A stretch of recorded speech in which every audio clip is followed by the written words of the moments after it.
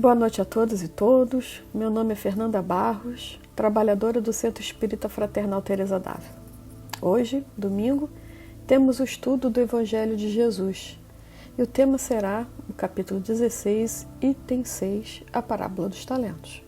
Mas antes, vamos à nossa prece. Senhor Jesus, amigos benfeitores deste trabalho, do Centro Espírita Fraternal Teresa d'Ávila, Rafael, o Birajara e o Francisco de Assis, pedimos aos senhores que nos sustente na realização desse estudo, que nossas mentes estejam numa só sintonia, numa sintonia de paz para um entendimento. Que assim seja, Senhor, graças a Deus. Bem, como havia dito, o estudo de hoje será do livro do Evangelho segundo o Espiritismo, capítulo 16. Não se pode servir a Deus e a Mamon. O item 16, a parábola dos talentos. Vamos à leitura. O Senhor age como um homem que, tendo que fazer uma longa viagem fora de seu país, chama os seus servidores e lhes entrega os seus bens. A um, ele deu 5 talentos, a outro, 2, e a outro deu 1, segundo a capacidade diferente de cada um, e partiu imediatamente. Aquele servidor que havia recebido 5 talentos foi-se embora. Negociou com esse dinheiro e ganhou mais 5.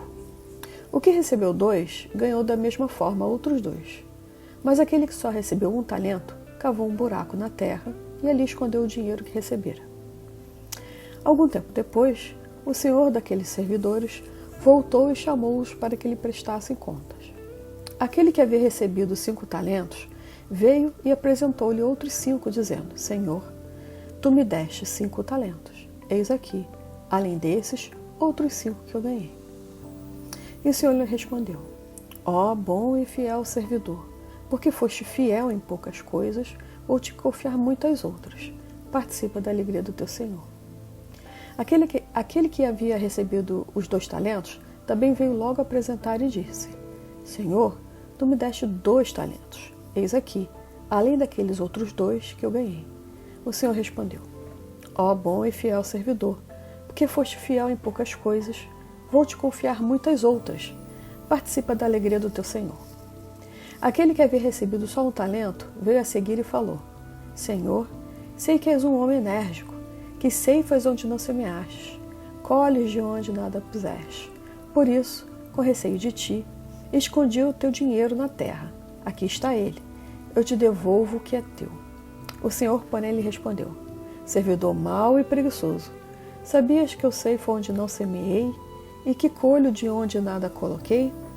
Devias, portanto, pôr o meu dinheiro nas mãos dos banqueiros, a fim de que no meu regresso eu retirasse com juros o que me pertence. Então, tire o talento que está com ele e entregue-no ao que tem 10 talentos. Porquanto, dar-se-á a todos que já têm, e eles serão acumulados de bens. Mas para aquele que não tem, tirar-se-lhe-á até o que parece ter. E que esse servidor inútil seja lançado nas trevas exteriores. É ali que haverá lágrimas e ranger de dentes. Esta passagem está contida em Mateus 25, 14 a 30. Bem, em primeiro lugar, por que Jesus falava em forma de parábolas? Jesus utilizava das parábolas para transmitir verdade de forma alegórica, através de comparações entre fatos do cotidiano e a correta conduta moral. O interessante é que toda vez que em tempos que estudamos uma parábola, seja ela qual for, extraímos um ensinamento diferente, ou seja, temos interpretações diferentes sobre uma mesma história. Portanto, tenhamos olhos para ver e ouvidos para ouvir. Em segundo lugar, o que seriam os talentos? De acordo com o Dicionário de Filosofia Espírita do Palhano Júnior, seria o peso ou moeda da antiguidade, aptidão natural ou habilidade adquirida, uma pessoa talentosa.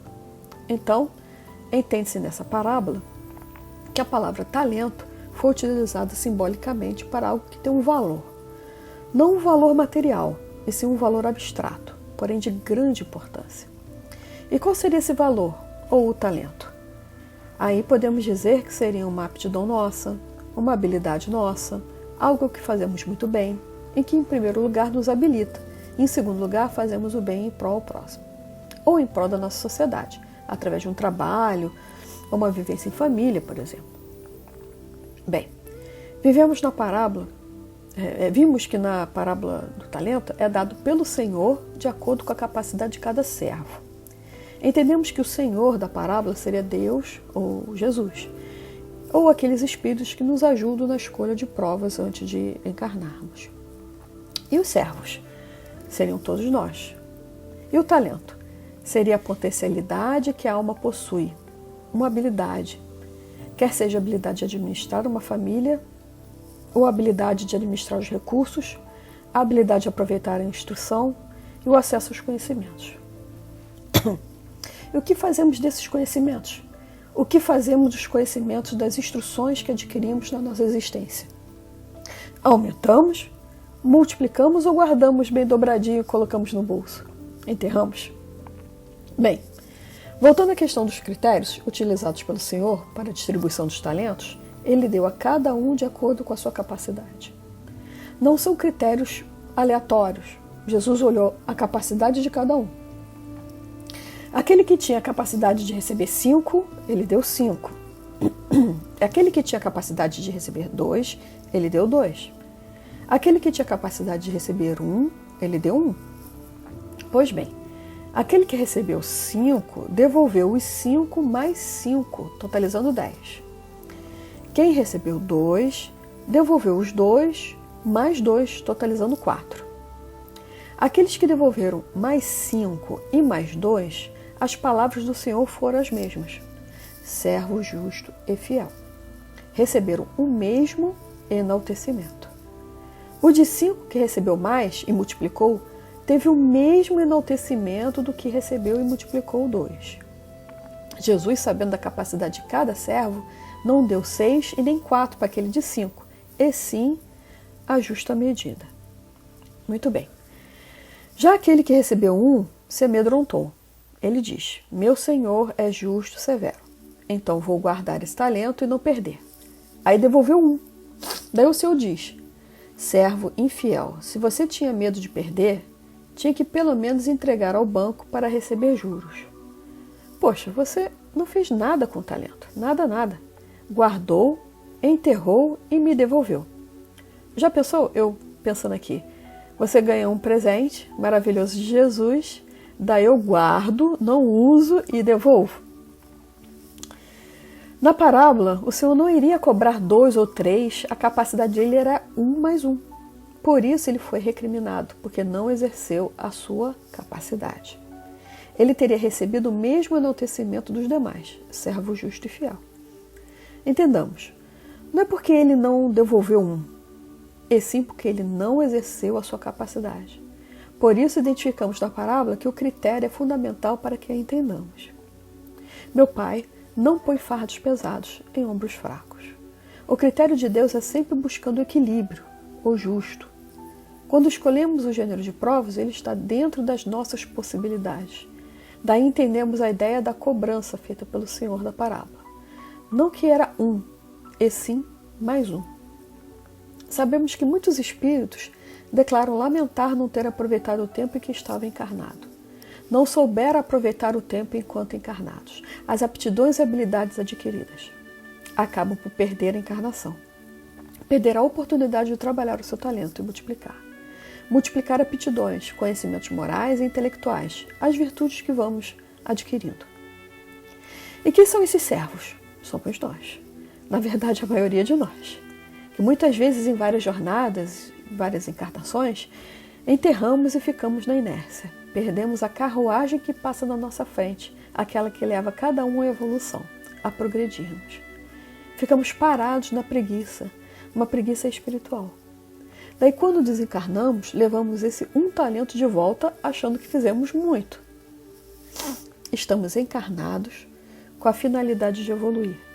A evolução se dá por desenvolvimentos virtuosos, novos talentos. Não diminuímos, podemos não aumentar e ficar estacionados. Fomos feitos para evolução e não estacionamento. Estar na Terra é a oportunidade para adquirir talentos. Da Terra, exercemos o que aprendemos no mundo espiritual. Aqui é o laboratório. Voltamos para o mundo espiritual para apresentar os talentos para nós mesmos, para as nossas consciências, então lamentamos. Porque é na existência corporal que colocamos em prática os talentos. No final da parábola, o Senhor deu aquele um talento para aquele que teve mais. Porque o Senhor sabe que aquele que recebeu 5, mais 5, totalizando 10, nesse momento, ao receber mais um, teria capacidade de multiplicar para 2, totalizando 12. Mas será dado o que tem mais capacidade. Não devemos deixar o temor impedir a nossa caminhada. Temos muitas oportunidades.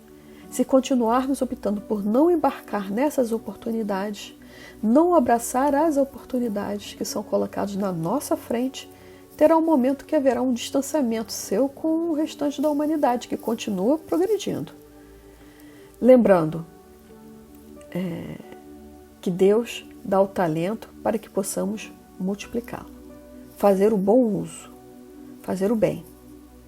Ao fazermos mau uso, do mesmo jeito que foi dado, será tirado. Isso podemos exemplificar a respeito do exercício mediúnico, por exemplo.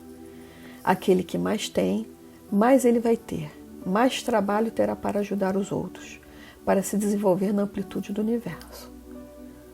De acordo com o livro Parábolas Evangélicas da FEB, de Rodolfo Caligares, ele nos situa entre os servos dessa parábola. Os mais experimentados, mais vividos, são os que receberam 5. Aqueles que irão trabalhar missões de repercussão social. Os que receberam 2 talentos são aqueles que têm tarefas restritas de âmbito familiar. Ou seja, aqueles que empregaram bem a fortuna, a cultura, o poder, a saúde ou os dons adquiridos. E o que recebeu um talento tem que dar conta do progresso de si mesmo. Falhou na incumbência que lhe fora cometida, simbolizando os homens que perderam as oportunidades dadas pela providência para o seu adiantamento espiritual. Oportunidades essas que lhe chegam através de uma enfermidade a ser sofrida com paciência, de um grande dissabor a ser recebido sem desespero, de um filho rebelde a ser tratado com especial atenção e carinho, de uma injustiça a ser tolerada sem revolta, de um inimigo gratuito a ser conquistado com amor, de uma deslealdade ou traição a ser suportada com largueza de ânimo, de uma condição adversa a ser superada com esforço e perseverança, etc. Esse terceiro servo seriam nós, que muitas vezes acobertamos as nossas falhas e faltas, jogando a responsabilidade aos outros. No que diz respeito do que seriam as trevas exteriores, seria que aquele que não se esforçar para acrescentar alguma coisa àquilo que recebe da misericórdia divina, expiará em futuras reencarnações. A má vontade que deu as provas será privada até pouco que teve por empréstimo. Muito bem, nossa patronesse Teresa d'Ávila, numa de suas passagens contida no livro da vida sobre talentos, ela admirava as pessoas que serviam ao Senhor de maneira especial, que usavam seus talentos, no caso de um dos seus encontros com Frei de Garcia de Toledo, que ela admirava. Admirava a forma e a vontade de servir que ela considerava um talento. E essa admiração fazia com que ela torcesse, rezasse por ele, angariando forças para que ele alcançasse seus objetivos de servir a Deus da melhor forma, conservando essa imensa vontade de servir com inteligência. É isso, pessoal. Não escondam seus talentos. Tenhamos coragem e confiemos. Muitos estão a rezar por nós, a torcer por nós. Confiam em nós. O primeiro deles é o nosso anjo guardião, que nos impulsiona a fazermos sempre o nosso melhor, a trabalhar no bem. Agora, neste momento, finalizando, vamos à nossa prece.